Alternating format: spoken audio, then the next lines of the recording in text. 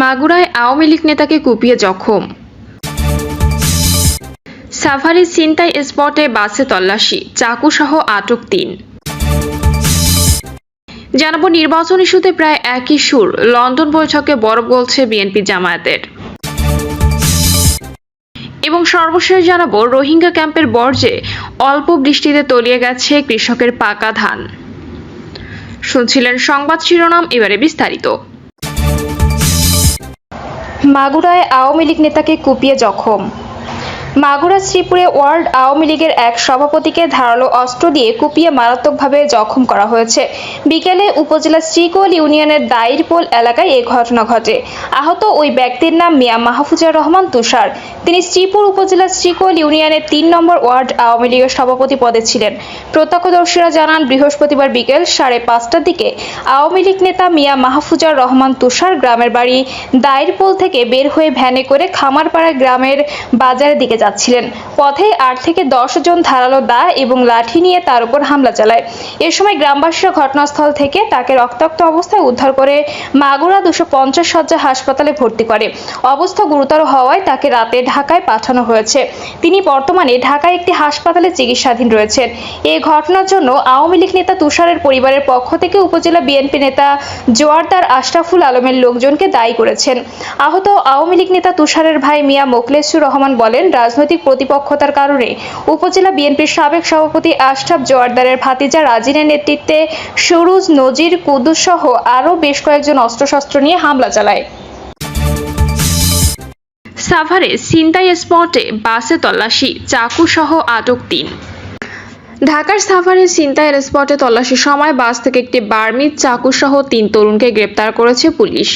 Police বলছে তারা ৩ জনই ছিনতাইকারী। সাভারে ঢাকা আরিচা মহাসড়কের ব্যাংক টাউন এলাকায় ঢাকাগামী মমিতা পরিবহনের একটি বাস থেকে তাদের আটক করা হয় বলে নিশ্চিত করেছেন ঢাকা জেলার অতিরিক্ত পুলিশ সুপার শাহিনুর কবির। পুলিশি হেফাজতে থাকা অবস্থায় আটক ৩ জন সাংবাদিকদের কাছে নিজেদের শিক্ষার্থী বলে দাবি করে। ঘটনাস্থল থেকে অতিরিক্ত পুলিশ সুপার শাহিনুর কবির বলেন, বেশ কয়েকদিন আগে সাভারে চলন্ত বাসে ছিনতাইয়ের ঘটনা ঘটে। গত 3 মাসে এমন 3টি ঘটনা ঘটেছে। এসব ঘটনার প্রেক্ষিতে চেকপোস্ট বসিয়ে আমরা সড়কে চলাচলরত বিশেষ করে লোকাল বাসগুলো চেক করেছিলাম।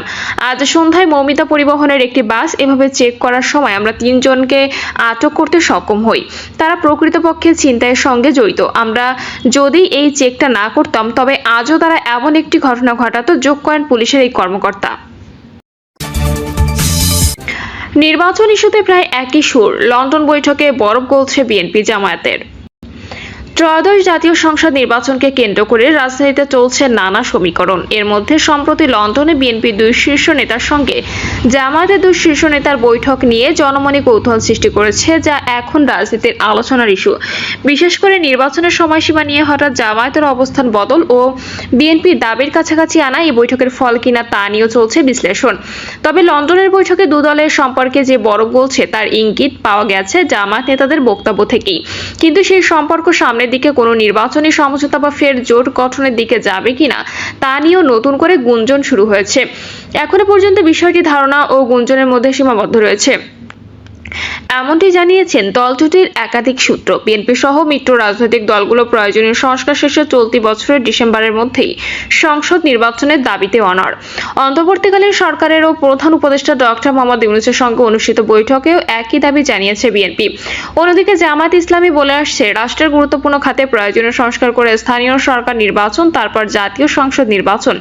অবশ্য এখন দলটি বলছে তারা আগামী রমজানের আগে সংসদ নির্বাচন চায়। এই বক্তব্যের মধ্য দিয়ে দলটির দাবিতে কিছুটা হলেও পরিবর্তনের আভাস মিলেছে। রাজনৈতিক পর্যবেক্ষক মহল মনে করে, এখন নির্বাচন ইস্যুতে বিএনপির অবস্থান থেকে জামায়াতের দূরত্ব কমতে শুরু করেছে।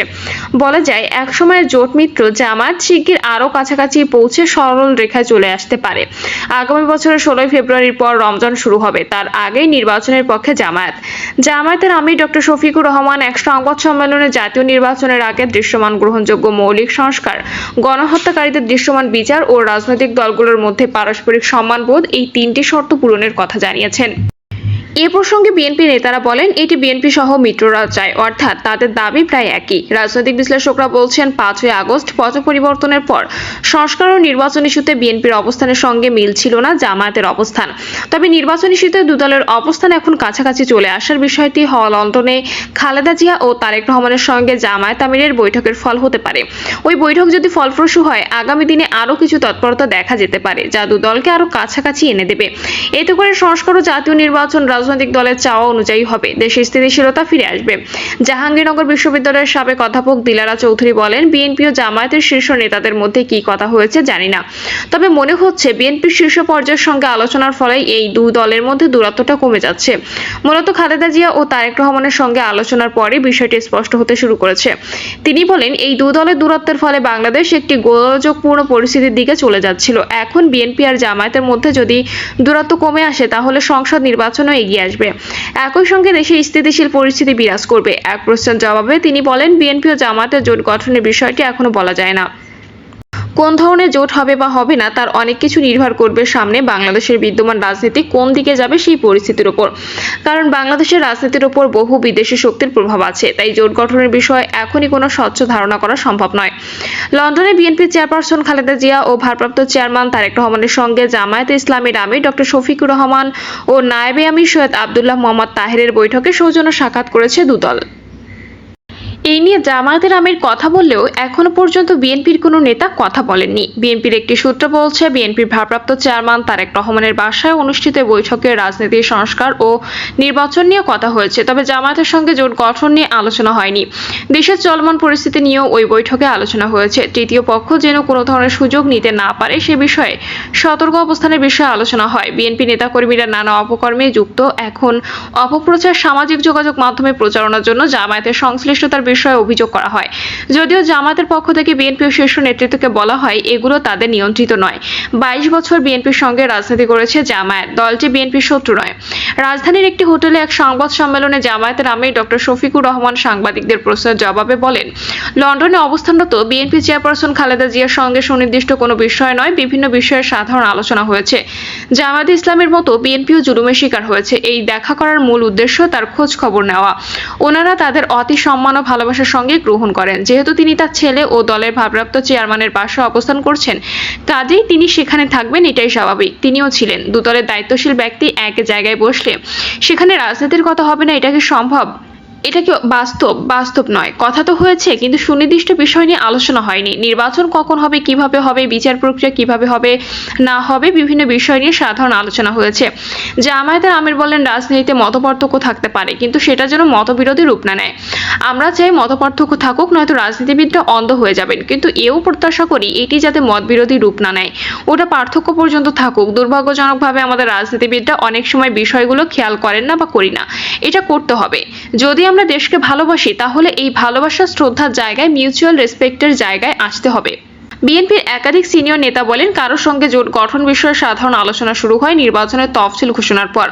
এবার পরিস্থিতি আরো ভিন্ন। এবার জোট গঠন নির্ভর করবে আওয়ামী লীগের নির্বাচনী মাঠে থাকা না থাকার উপরও। এছাড়া বিএনপির হাইকমান্ড আগেই ঘোষণা দিয়েছেন, জনগণের ভোটে নির্বাচনে জয়ী হয়ে সরকার গঠন করলে ফ্যাসিবাদ বিরোধী আন্দোলনে যুক্ত ছিল এমন সব রাজনৈতিক দল নিয়ে জাতীয় সরকার গঠন করা হবে। সেজন্য গণতন্ত্র প্রতিষ্ঠার আন্দোলনে থাকা রাজনৈতিক দলগুলোর সঙ্গে সুসম্পর্ক রেখেই কাজ করছে বিএনপি। শেখ হাসিনার ভারতে পালিয়ে যাওয়া ও অন্তর্বর্তী সরকার দায়িত্ব গ্রহণের পর থেকেই এক সময়ের মিত্র বিএনপি ও জামায়াতের মধ্যে প্রতিযোগিতা দেখা যাচ্ছে। আওয়ামী লীগের অনুপস্থিতিতে বিএনপির প্রধান নির্বাচনী প্রতিদ্বন্দ্বী হতে জামায়াত ভোটের মাঠে সর্বাত্মক চেষ্টা করছে। দল দুটির নেতারা পরস্পরের কড়া সমালোচনা করছেন। প্রায় সব ইস্যুতে দল দুটির অবস্থান বিপরীতমুখী। শুধু কথার লড়াই আর বাহাস নয়, দল দুটির নেতাকর্মী বিভিন্ন স্থানে সংঘাতেও জড়িয়েছেন। বিএনপি সিনিয়র নেতারাও জামায়াতকে ব্যাংক দখলকারী মেনাফেক বলে আখ্যা দেন।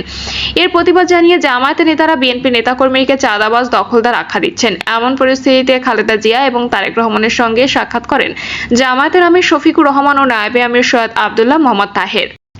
বিএনপির ভাইস চেয়ারম্যান শামসুজ্জামান দুদু মনে করেন, নির্বাচন ইস্যুতে জামায়াতের আমিরের বক্তব্যের পেছনে লন্ডনের বৈঠকের একটা প্রভাব তো থাকতেই পারে।